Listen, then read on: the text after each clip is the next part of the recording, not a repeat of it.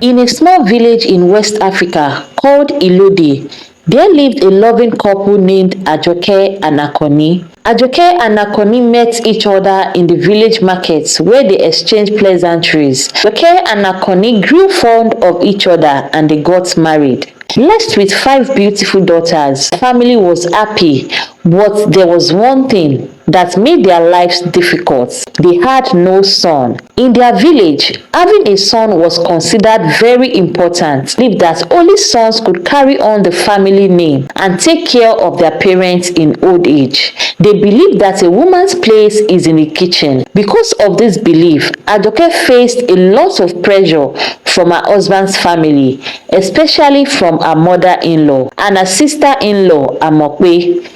Amokwe was Akoni's elder sister. She had once been married to an hunter, but her marriage didn't last. Amokwe was very troublesome and disrespectful. She got upset easily and called her husband names when little arguments occurred, and her husband eventually chased her away. After that, she returned to live in her parents' house.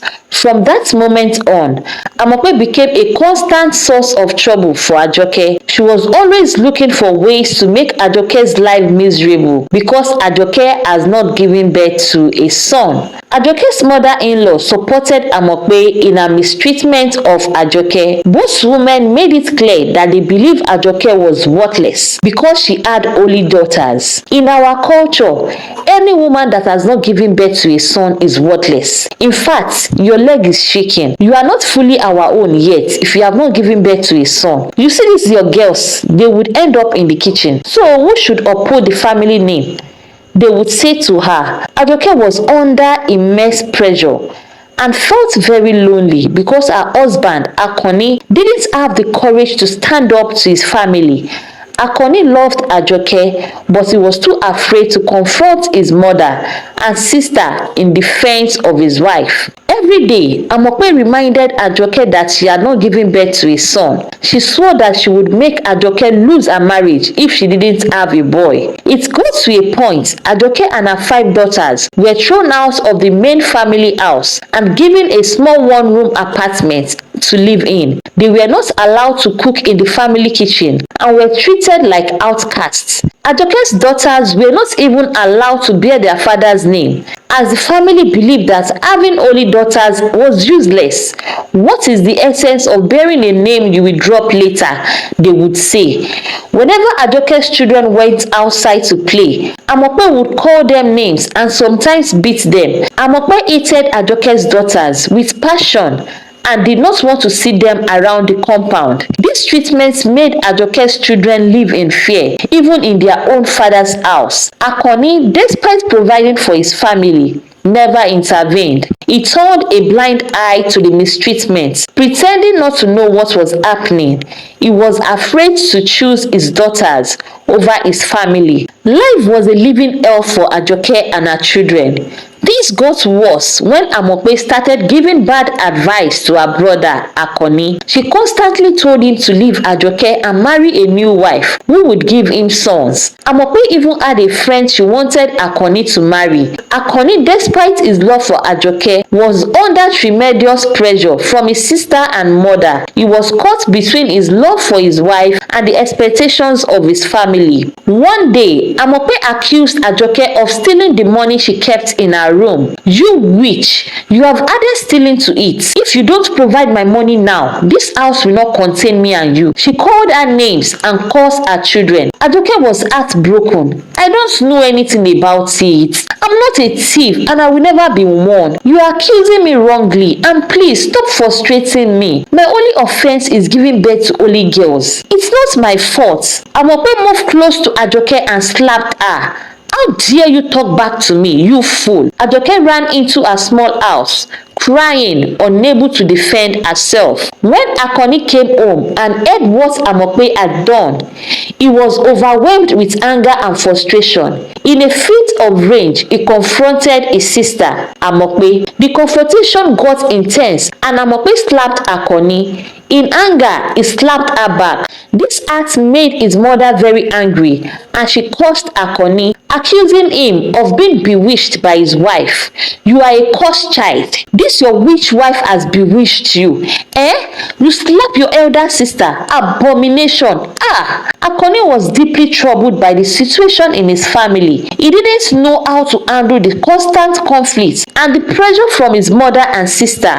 One evening, as he sat in front of his house, he came up with an idea. He decided to leave the village and move to the city, hoping to find peace and a way to support his family better. Early in the morning, before anyone was awake, Akoni took his belongings and left the village. He didn't tell anyone, not even Ajoke. He moved quickly so that no one would see him. When Ajoke woke up, she couldn't find her husband. She thought he had gone out for work, so she didn't worry. But as days passed, with no sign of Akoni, she realized that he might be gone for good. Amope noticed Akoni's absence and began questioning Ajoke about his whereabouts. Ajoke had no answers and was even more confused and scared. Life became even more terrible for Ajoke and her daughters. They were completely at the mercy of Amope and her mother-in-law. Amope took this opportunity to make Ajoke's life even harder. Every day, Ajoke endured their cruel words and harsh treatment. They called her daughters useless and good for nothing, poisoning the village perception of her and her children. Amope would make a snide remark saying, "What good are these girls? They can't help in the farm and they can't continue the family lineage." Mama Akoni will add fuel to the fire, lamenting loudly, "Oh, woe is our family. Amope has brought shame upon us. How will we hold our head high without a son?" Not too long, Amope started inviting men to marry Ajoke's eldest daughter, Abike, who had just turned 15. Amope wanted to give her away in marriage without proper bride price. Ajoke stood her ground, refusing to marry off her daughter at such a young age. She declared that she would suffer and work hard to ensure her daughters grew up to be reputable people in society. Months passed and Ajoke began to notice that she was pregnant. She was filled with mixed emotion. She was happy but also scared. She didn't want to give birth to another girl and face more torment from Amope and her mother-in-law. She decided to keep her pregnancy a secret.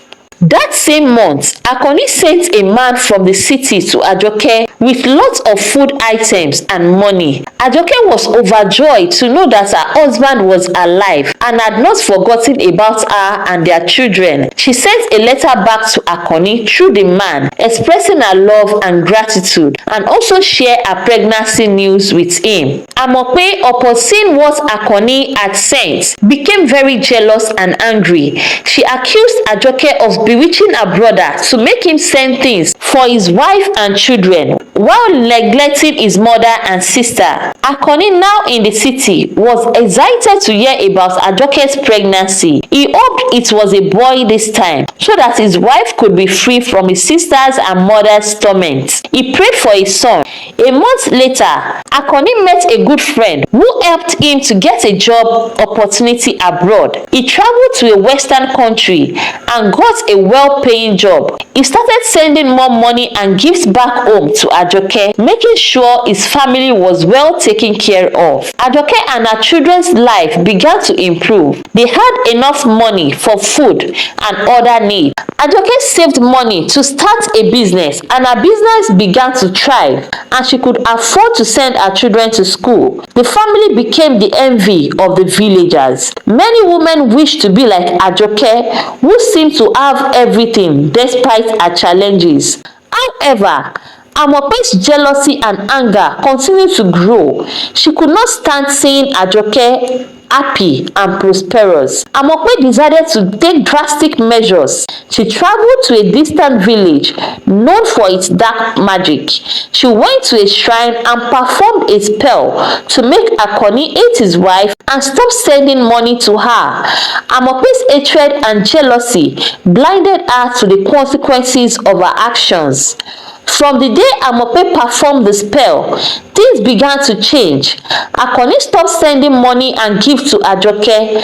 For months, Ajoke received nothing from her husband. She became very worried but kept her hope up. Despite her fears, she continued to take care of her children with the little resources she had. Despite the cruelty from her in-laws, Ajoke remained hopeful. She prayed fervently and believed that the next child she carried would be a boy, the son that would silence her tormentors. When she discovered she was pregnant again, her heart swelled with hope and anticipation. Eventually, Ajoke went into labor. To her greatest surprise, as the cries of a newborn filled the hunt, Ajoke's heart sank. It was another girl. The news spread quickly, and her mother-in-law and Amope wasted no time. "This is the final straw, Amope. Adiola East, you have failed us for the last time." Mama Akoni, her voice cold and cutting, said, "You and your daughters are cursed upon this family. Get out of my sight." Despair weighed heavily on Amope, but she found strength in the love for her daughters. She refused to let the bitterness of others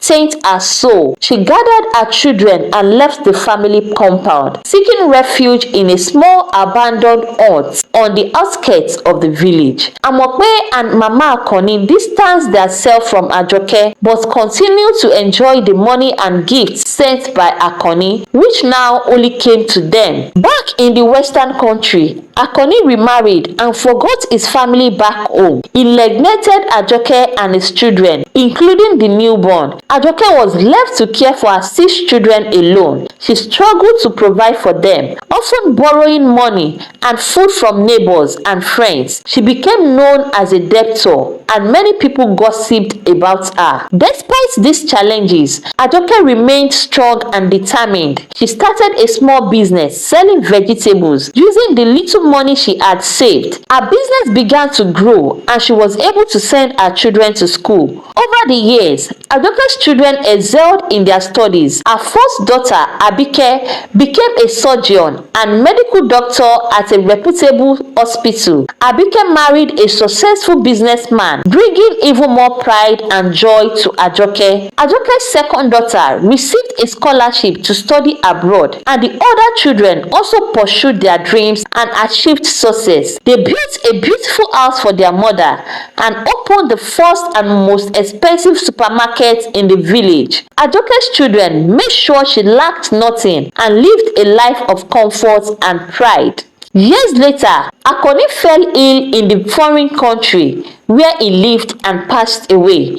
His new wife abandoned his body and he was buried by his friends. When news of his death reached Ajoke, she was heartbroken. She couldn't give him a proper burial, but she mourned him deeply. Amope, upon hearing about her brother's death, was devastated. She had depended on him for sustenance and was now left alone. One evening, as Amope lay on her bed, the spell she had cast on her brother struck her like lightning.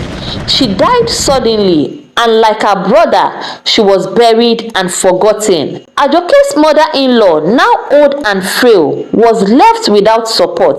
Ajoke, despite everything, felt pity for her and sent her daughters to help the old woman. They brought her food, washed her clothes, and did other chores. The children, once called useless, became the old woman's only hope. As the years passed, Ajoke's children continued to succeed and make their mother proud. They were all grown up, some graduated from university, and others were still studying. They provided their mother with everything she needed, giving her a life of luxury and comfort. Ajoke's story became an inspiration to many women in the village and beyond. She proved that daughters could be just as valuable and capable as sons. Despite the hardships she faced, Ajoke remained strong, resilient, and loving. She forgave those who had wronged her and focused on raising her children to be successful and compassionate individuals. Her life was a testament to the power of love, determination, and faith. Ajoke's children, now respected and successful, made sure that their mother's sacrifices were not in vain. They honored her in every way possible, ensuring that she was celebrated and cherished. In the end, Ajoke's legacy lived on through her children and their achievements. She became a symbol of strength and hope for many women who faced similar challenges. Ajoke's story was told and retold, inspiring generations to come. Her life, marked by trials and triumphs, proved that with love and perseverance, anything is possible. And so, in the village of Ilode, Ajoke's name was forever remembered. Girls' children were treated the same as sons and given the same opportunities as sons, making the world a better place, a story that would never be forgotten. The story of Ajoke and her daughters imparts several moral lessons. One is true worth is beyond gender. The story emphasizes that the value of a person is not determined by their gender, but by their character, actions, and contributions to society. The story challenges societal stereotypes and norms about gender roles, illustrating that everyone has unique strengths and potential regardless of their gender. Despite the cruelty she faced, Ajoke shows forgiveness and compassion towards Amope and her mother-in-law, highlighting the power of kindness and the importance of not harboring bitterness. Lastly, Ajoke teaches her daughters to support and love one another, showing that unity and mutual support within a family can help overcome even the most challenging circumstances. Thank you so much for watching, guys. I would like to know which country you are watching from. Please drop a comment, subscribe, and please help me get to 1,000 subscribers by clicking the subscribe button, and also please like.